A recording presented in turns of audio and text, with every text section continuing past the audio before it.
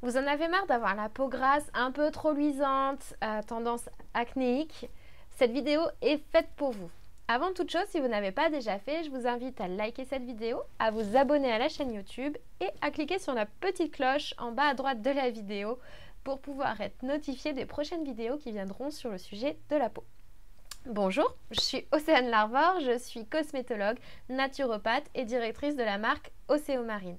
Ma spécialité, c'est l'accompagnement des peaux à problème, qu'elles soient grasses, sèches ou mixtes, par des conseils d'hygiène de vie et des soins uniques au monde avec des résultats exceptionnels.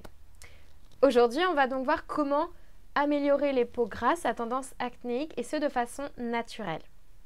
Pour ça, je vais vous parler de deux axes, un beaucoup plus naturopathique et un beaucoup plus cosmétique esthétique. Pour la partie naturopathie, j'avais envie de vous rappeler ce que c'est la peau. Enfin, je pense que je ne vous l'apprends pas, vous savez que c'est un organe qui est assez répandu sur l'organisme et qui a pour propriété effectivement de nous protéger de l'extérieur, puisqu'elle va réguler notre température, elle va nous protéger des agressions bactériennes et elle va aussi nous protéger des rayons du soleil. Mais c'est aussi une protection de l'intérieur, car c'est effectivement une soupape de sécurité. C'est un émonctoire. Qu'est-ce qu'un émonctoire? C'est un organe qui a donc la capacité d'éliminer des toxines, des déchets organiques, pour pouvoir réguler notre corps, puisqu'on fonctionne en homéostasie. On en a 5 d'émonctoires dans l'organisme. On a le foie, les reins, les intestins, les poumons et la peau. Généralement, lorsque la peau est touchée et qu'elle fait un travail effectivement d'émonctorisme, ça veut dire que les autres organes sont un peu trop surchargés, qu'ils ont du mal à faire leur travail d'émonctoire et que leurs fonctions sont plus poussées sur leur autre propriété. Du coup, là, on va devoir faire un petit travail effectivement de régulation de l'alimentation, d'hygiène de vie. Et pour ça, il y a quelques conseils simples à mettre en place pour les personnes aux peaux grasses à tendance acnéique.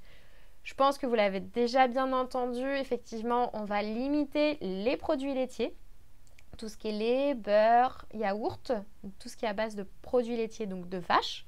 On va faire attention au sucre raffiné, à la charcuterie et à tout ce qui est chocolat. Et puis voilà, c'est déjà pas mal. Tout ça, il faut les limiter. Pourquoi? Parce qu'en fait, ça vient gêner la digestion. Ce sont des aliments qui sont difficiles à digérer. Donc, on va plutôt favoriser d'autres ingrédients faciles à digérer, comme tout simplement les boissons végétales, le sucre de coco, l'huile de coco. Voilà, des choses qui sont simples en structure pour que l'organisme les digère plus facilement. Ensuite, autre conseil important, c'est stopper le grignotage. Le grignotage, on considère le grignotage tout ce qui est ingestion autre que de l'eau ou infusion. Voilà. Parce que dès qu'on va mettre quelque chose dans notre bouche autre que de l'eau, le corps va systématiquement, le cerveau va lancer au corps comme quoi, hop, il y a une digestion à lancer. Donc même le café, c'est un grignotage. Désolée pour ceux qui en raffolent, mais effectivement, ça lance une nouvelle digestion.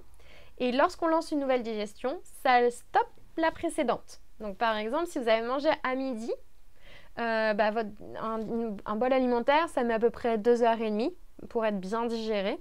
Et si vous commencez à grignoter, 2h30 ou 2h, et si vous commencez à grignoter effectivement vers 13h30, admettons plutôt 14h, vous n'avez pas fini de digérer, c'est au niveau de l'intestin. Et là, on vient stopper la digestion. Et l'onde péristaltique, c'est donc une onde qui est là, qui permet de faire avancer dans les intestins les nutriments pour qu'ils puissent être ensuite digérés. Elle s'arrête pour pouvoir que l'estomac lance sa nouvelle digestion. Si on stoppe ces aliments, ils restent à leur place et il y a une macération, des toxines et déchets organiques qui vont du coup passer dans les intestins pour aller dans la lymphe et la circulation sanguine qui seront ensuite véhiculés notamment à la peau qui du coup on verra apparaître des boutons ou une peau assez grasse. Donc, il faut stopper le grignotage, faire attention à ces aliments. Et aussi, si on voit beaucoup de boutons apparaître, qu'on a une tendance à une peau enflée, assez rouge, c'est qu'il y a inflammation Et s'il y a inflammation, c'est qu'on a effectivement une carence en oméga 3. À savoir qu'en règle générale, maintenant, tout le monde est assez carencé en oméga 3. Ça, c'est un peu à cause de notre style de vie, de notre notre style de consommation aussi. Et donc, il faut pour ça en alimentation beaucoup plus manger d'huile de noix, d'avocat, du saumon qui contient des oméga 3. Il y a d'autres aliments qui existent. Ou alors se complémenter en oméga 3. Je vous mets le lien du complément alimentaire riche en oméga 3 que je recommande et qui aide vraiment au niveau des problèmes de peau. Et voilà, ça c'est les 3 grands axes effectivement à prendre en compte.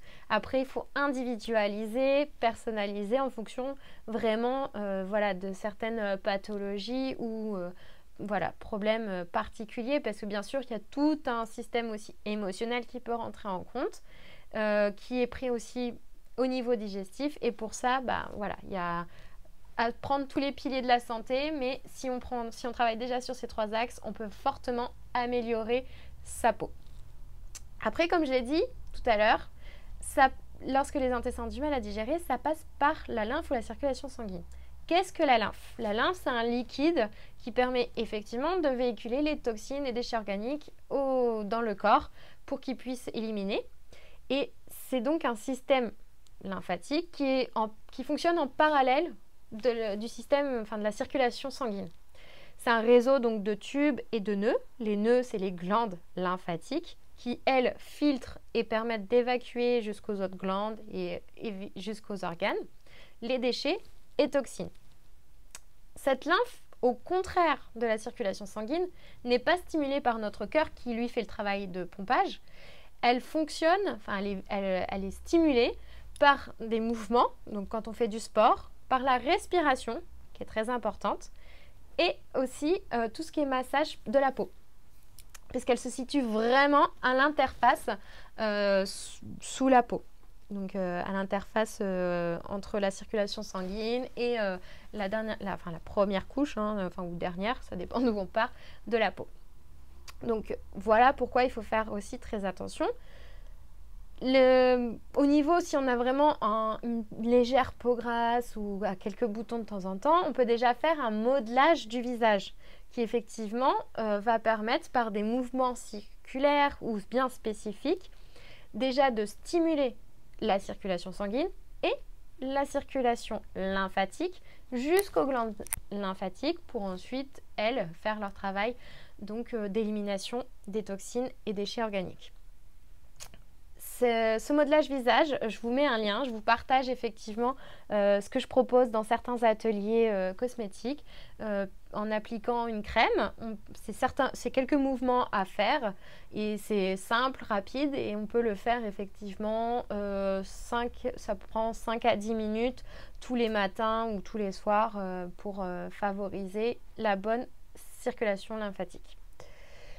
C'était vraiment les points que je voulais aborder en dit thérapeutique, naturopathique. Après, pour le côté cosmétique, esthétique, voilà ce que je vous propose. C'est effectivement, dans un premier temps, si on a une peau grasse, ça veut dire qu'on a un excès de sébum. S'il y a excès de sébum, il ne faut pas oublier que ça veut dire que la peau, le sébum, c'est donc des molécules un peu grasses qui sont là pour créer un ciment entre les cellules et protéger la peau, notamment aider aussi à la régulation de la température, etc.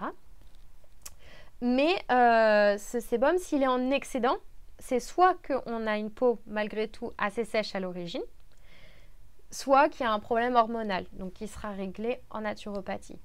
Mais si c'est une peau à tendance à l'origine sèche, qui est devenue grasse, il ne faut pas oublier, dans tous les cas, d'hydrater la peau. Ça va permettre d'aider à réduire la production de sébum. Donc on hydratera bien sa peau. On fera aussi attention au démaquillage, nettoyage, très important. Mais par rapport au nettoyage, on fera attention effectivement à un nettoyage doux. On ne va pas venir décaper sa peau, d'accord? Parce que si on décape, ça va la rendre encore plus sèche et du coup, elle va produire davantage de sébum. Donc, on va limiter à ce niveau-là.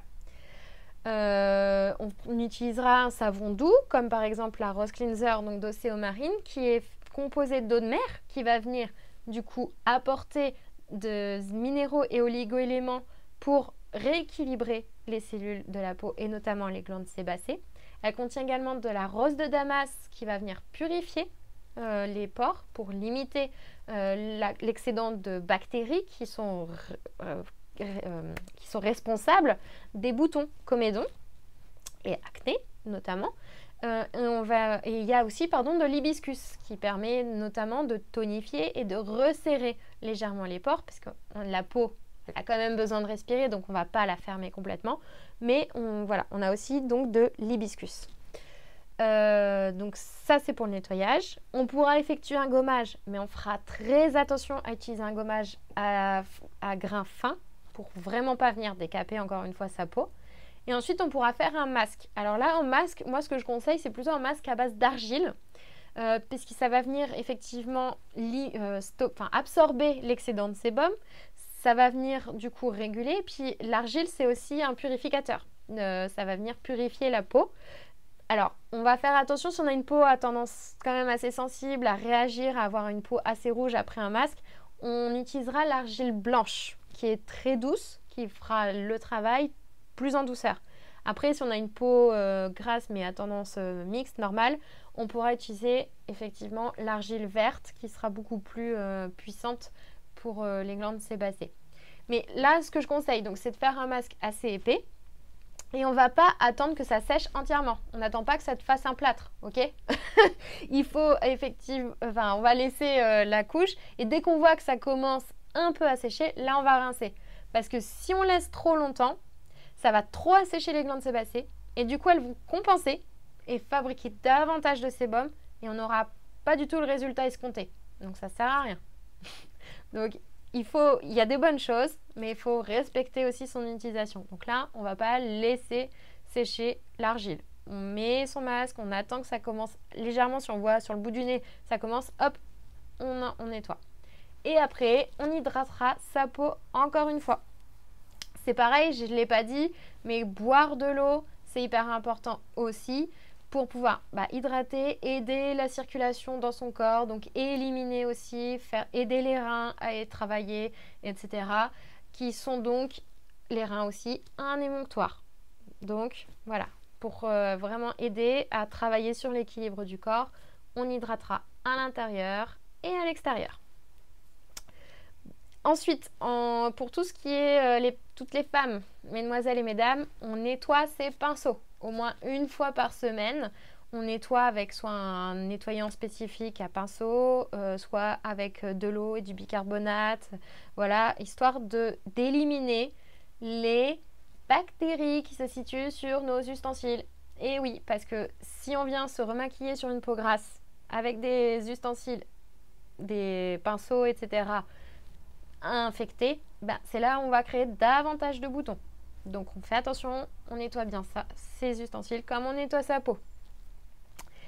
Et puis au niveau esthétique, je voulais parler aussi, je crois que c'est bon. Je crois que c'est bon pour le moment. Puis oui, on hydratera aussi sa peau, je l'ai dit, mais on peut utiliser un sérum qui sera assez doux, qui ne va pas venir justement créer une plaque non plus trop importante. On va prendre quelque chose de doux qui va hydrater en douceur, comme la relax isotonique. On va pas prendre quelque chose riche pour pas non plus du coup faire fonctionner davantage les glandes sébacées, mais on vient juste là les secourir un peu et puis stabiliser la production. Et donc la relax isotonique qui contient effectivement aussi de l'eau de mer, elle va faire un travail de régulation. Elle va apaiser aussi au niveau du pH de la peau, puisque l'eau de mer est très apaisante et elle régule, elle fait un pH assez neutre, ce qui laisse d'ailleurs une peau très douce. Donc pour celles et ceux qui l'ont déjà testé, vous pourrez en témoigner. Elle ne laisse pas un fini gras, donc on n'a pas à s'inquiéter de ça, notamment pour les peaux grasses. Voilà pour les conseils que je voulais vous donner. Si vous avez des questions, n'hésitez pas à me transmettre vos questions. J'y répondrai volontiers. Et surtout, si vous avez aussi des idées de vidéos, n'hésitez pas à m'en faire part. C'est toujours un honneur et ça me fait plaisir en fait de pouvoir répondre à vos besoins. Voilà, surtout n'hésitez pas, n'oubliez pas pardon, voilà, de prendre soin de vous et de votre peau, parce que la peau, c'est le reflet de votre santé. Voilà, donc sur ce, je vous souhaite une très bonne journée et à bientôt dans une prochaine vidéo. Au revoir!